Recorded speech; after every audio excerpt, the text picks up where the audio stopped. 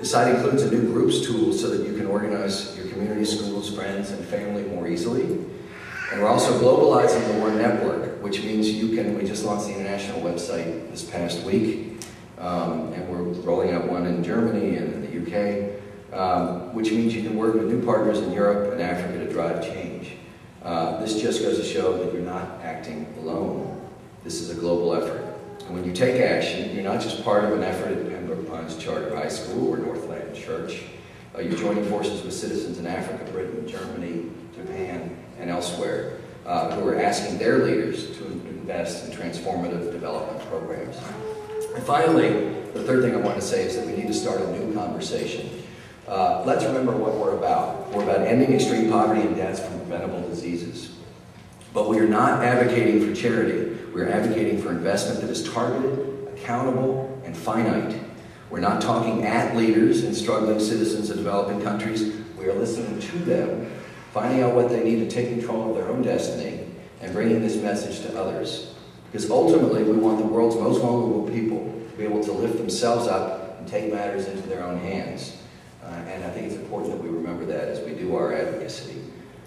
So that's our approach for this year. The challenges are big, but success is possible if we work hard enough. And most of all, none of you should feel alone. You're part of both a global network and part of a great historic drive. And I want to leave you with a story to show you that what we're doing can lead to an end to poverty and deaths from preventable diseases. And I don't want to bore you with this, but it's a little bit of a book report. Because we're an advocacy organization, we study great advocacy movements so that we can glean whatever the best lessons are that we can try to incorporate into our work. And it turns out one of the greatest advocacy stories comes from the 18th century. In a book that we read at one, I gave out to everybody at our last vacation for vacation reading. But in the 18th century, that's really when the concept of an interdependent world was in its infancy. And the thriving triangle trade of slaves, sugar, and luxury goods was in constant motion from Britain to the west coast of Africa to the Caribbean and back again. The trade was creating truly unprecedented wealth for the British Empire. And it would have seemed truly insane for anybody suggesting they were going to strike at the heart of this trade and think they had any chance of succeeding. Nevertheless, on an evening in May of 1787, 12 men met in a London printing shop, and if it was today, it'd probably be 7 women and 5 men of the 12, I'm guessing, in a London printing shop and launched a campaign to end slavery in the British Empire. The social justice campaign that they started reverberated across centuries, and the legacy and lessons of that effort are absolutely relevant today. It's no coincidence that the first campaign meeting happened in a printing shop, number one. These men knew the size of the task they were about to undertake, and they realized that they would need to organize in new ways to build and sustain a mass movement. Over the next few decades, as the historian is Adam Hochschild, I think he's at Berkeley, and his great book is called Bury the Chains. I would urge you all to pick it up in some paperback.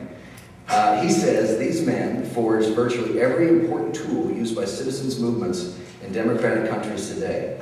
To name a few of those tools, direct mail, they came up with, consumer boycotts, letter writing to elected officials, and community organizing, all central to what we do today. And at one point, nearly 300,000 Britons, and this was just out of a population of just over 8 million, were refusing to eat slave-grown sugar when this movement was at its peak. So the use of pioneering advocacy tools was really only one part of the story. They taught us a lot about how to organize. But the real genius of their campaign lay in the fact that the campaigners created mass outrage about slavery, and they took advantage of the resulting popular empathy to drive change. They worked tirelessly to raise awareness about death and dehumanization in the slave trade, and they made it real for people by bringing the stories of those suffering to endless numbers of community gatherings, dockside pubs, church meetings, and other events, just as many of you do in the fight against extreme poverty today. Most importantly, they used these same stories to recruit politicians to their cause, and that was key to the kind of inside-outside framework that they used and that we use today. In fact, the campaign really took flight when the organizers were able to convince an extremely conservative, pious member of parliament named William Wilberforce to become their advocate in the halls of power. In his famous 1789 speech to Parliament, Wilberforce spoke to the heart and the soul of the movement he had joined. "I take courage. I determine to forget all my other fears, and I march forward with a firmer step in the full assurance that my cause, the total abolition of slavery, will bear me out." Fast forward a bit, and the campaign led to the 1833 Abolition of Slavery Act, which freed all slaves in the British Empire. Over the next 2 centuries, abolitionists and civil rights activists the world over drew strength from the success in Britain. Important thing for us is the men who led this British anti-slavery movement were not superhuman. They were just like you. And in fact, their leader was a guy named Thomas Clarkson. He was 25 years old. He was a 25-year-old man who was more responsible than any single person for organizing that London print shop meeting in 1787. Clarkson was called the moral steam engine of the British anti-slavery movement. And he spent nearly 60 years working 16 hours a day to create a better world. He was the only one of the 12 original campaign organizers who lived to see emancipation in 1833. And I read the other day that Frederick Douglass, our great abolitionist in the United States, visited him on his deathbed. He was weeks away from dying, and talked to him, and Clarkson said, "If I had another 60 years, I would spend it all focusing on the same cause." And it was quite inspiring to Frederick Douglass, and he brought those lessons home. So, as you engage even more fully in the fight against global poverty, the fight for a more secure, healthy, and prosperous global future, I would at least urge you to remember one thing. If a 25-year-old man could become the engine behind a social justice campaign that would deliver millions from bondage, then certainly, if we commit ourselves, this is a fight we can win. Thank you, and let's have a great day together. Let me see if I can do this. Bienvenido a Miami.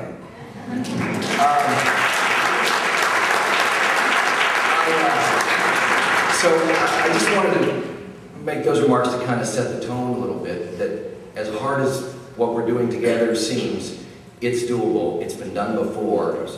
Similarly audacious goals have been pursued successfully before, and we can do it working together. I just want to say a note before we move on to the rest of the program. So a few of us have flown down from Washington, and I did, hopefully this is kind of last time where it looks like somebody's talking at you. This is really almost an experiment for us. We should have done this long ago, but we're still a young organization making our way. We want to listen to you. We want to hear what we can be doing to help you do what you do so well. And I hope the spirit of the afternoon is one of exchange and listening, and really we are all ears and eager to hear what you see as the challenges and what you need to be effective in. So thank you again for coming.